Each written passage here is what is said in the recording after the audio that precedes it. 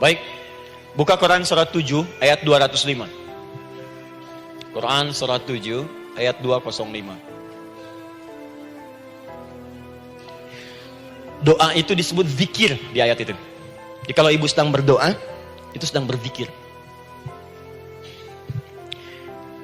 Wadhkur rabbaka fi nafsika tadarruan wa khifatan wa dunal jahri minal qaul. Ada ayatnya? Oke. Pakai Rabb lagi kan? Wadhkur rabbaka. Kalau engkau punya masalah, kata Allah, sekecil apapun, di rumah tangga kah, di kantor kah, kehidupan sosial kah, kata Allah, ayat sebut, minta kepada Allah, berdoa.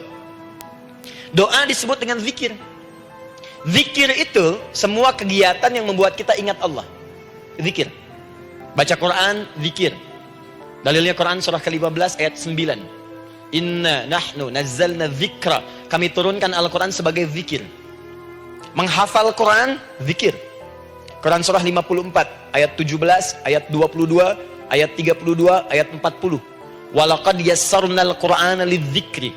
Kami akan mudahkan Al-Quran untuk diingat, dihafalkan. Zikir, sebagai zikir kepada Allah. Ibu selepas sholat baca subhanallah, alhamdulillah, Allahu akbar, zikir.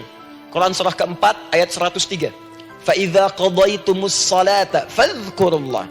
Maka jika Anda telah tuntas mengerjakan sholat, segera berzikir kepada Allah. Sholat sendiri zikir. Quran surah ke-20 ayat ke-14. Innani anallahu la ilaha illa ana fa'budni wa aqimis salata lidzikri. Saya Allah, kata Allah. Tidak ada Tuhan selain saya. Sembah saya. Bagaimana menyembah Allah? Tunaikan sholat sebagai zikir kepada Allah. Zikir. Di zikir, semua amalan yang mendekatkan kita dengan Allah. Doa itu satu dari bagian zikir. Tapi tahukah ibu fungsi zikir yang paling utama itu apa? Quran surah 13 ayat ke-28. Ala bizikrillahi tatmainnul qulub. Yakinkan pada dirimu, kalau zikirmu benar kepada Allah, maka dia akan berdampak kepada hati menjadi lebih tenang. Di zikir itu, manfaat pertamanya membuat hati tenang, Bu. Tadi saya contohkan. Baca Al-Quran, zikir kan? Jadi kalau ibu sedang tidak tenang, sedang gelisah, ada masalah, daripada mengeluh sana sini, wudu, Bu, wudu. Ambil mushaf, baca. Saat baca itu mungkin solusi belum datang, tapi hati itu lebih tenang. Kaitan dengan bahasan kita, doa, minta. Doa. Jadi kalau orang punya masalah itu, kalau berdoa, walaupun solusinya belum datang, walaupun kemudian jawabannya belum tiba, minimal hati ibu itu tenang. Ini dia.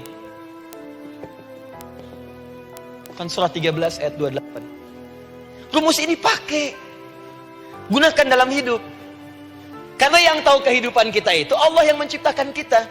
Yang tahu pesawat, yang bikin pesawat. Yang tahu handphone, yang bikin handphone. Yang tahu mikrofon, yang bikin mic-nya. Yang tahu kita, yang menciptakan kita. Ikutilah petunjuk Allah yang menciptakan kita, maka akan langsung terasa manfaatnya. Ibu tidak percaya, silahkan lakukan. Rasakan bedanya, bedakan rasanya, dan pasti akan terasa bedanya. Akan lain. Tuh. Doa. Tapi ingat, yang paling penting kata Allah, doa itu bukan sekedar penting permohonannya, tapi menunjukkan status kita sebagai hamba di hadapan Allah Subhanahu wa taala. Jadi kalau ada orang selama hidup tidak pernah berdoa, artinya dia mengingkari statusnya sebagai hamba di hadapan Allah Subhanahu wa taala. Mau menyejajarkan diri dengan Tuhan. Kan yang tidak pernah meminta itu Tuhan. Allah yang memberikan. Kalau manusia beda, pasti minta. Artinya kalau ada manusia nggak pernah minta, seakan-akan bahasa halusnya, kamu ini ngaku jadi Tuhan. Saya tempatkan kau di neraka jahanam yang paling bawah. Jahanam itu, Bu, belum masuk saja sudah terasa. Terasa. Buka ibu Quran surah misalnya ke-40 Ghafir tuh. Ya, ayat 45 sampai dengan 47-nya. Sebelumnya lagi, lihat Quran surah ke-8 ayat ke-50. Itu penghuni neraka, Bu, yang bukan jahanam saja. Penghuni neraka itu kalau mau meninggal itu dipukulin dulu malaikat. Depan belakangnya. Ayo, kamu keluar. Lama amat keluarnya rohnya katanya. Takut karena nggak punya bekal. Kan maaf ya, kaidah mengatakan orang nggak punya bekal itu takut pulang, apalagi orang merasa salah. Anak ibu berbuat kesalahan, mau pulang takut kan? Takut. Jadi kalau ada anak takut pulang, salah dia. Saya pernah tanya pada seseorang, kenapa Anda nggak mudik? Nggak ada bekal Ustaz, nggak ada bekal, malu pulang. Kebayang nggak saat pulang menghadap Allah nggak punya bekal? Malu pulang, apalagi punya banyak salah, jadi nggak mau keluar rohnya. Malaikatnya geram, dipukulin sama malaikat, pukul depannya, pukul depan. Kamu ini cepat keluar, cepat keluar, cepat keluar. Keluar, keluar, keluar, keluar, keluar. Malu pulang. Tapi kalau punya bekal enak. Dan yang nyambut langsung malaikat. Bahkan nanti ada satu amalan saat dikerjakan, itu orang ini sudah masuk surga, tapi semua malaikat di semua pintu surga yang 8 itu datang mengunjungi dia mengucapkan selamat. Itu ada di Quran surah 13 ayat 24. Salamun alaikum bima sabartum fa ni'ma uqbaddar. Selamat ya saat di dunia sabar mencari bekal, dan ini bekal terbaik yang kamu dapatkan, silakan nikmati surga yang kamu rindukan itu. Ini nikmatnya tempat yang pernah nanti kamu kunjungi. Dan tinggal abadi di situ. Yang nyambut malaikat. Bayangkan semua malaikat, Bu. Semua malaikat dari pintu surga datang nyambut dia.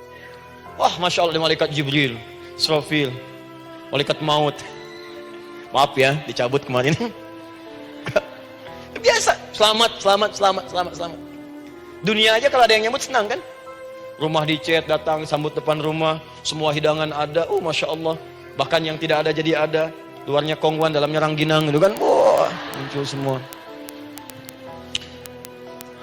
Paham ya? Jadi ini bagian pertama. Jadi kita katakan kenapa manusia mesti berdoa. Jawabannya karena manusia itu hamba. Dan doa itu adalah fitrah, bagian dari kehidupan. Kenapa manusia mesti berdoa? Karena ada komitmen dari Allah.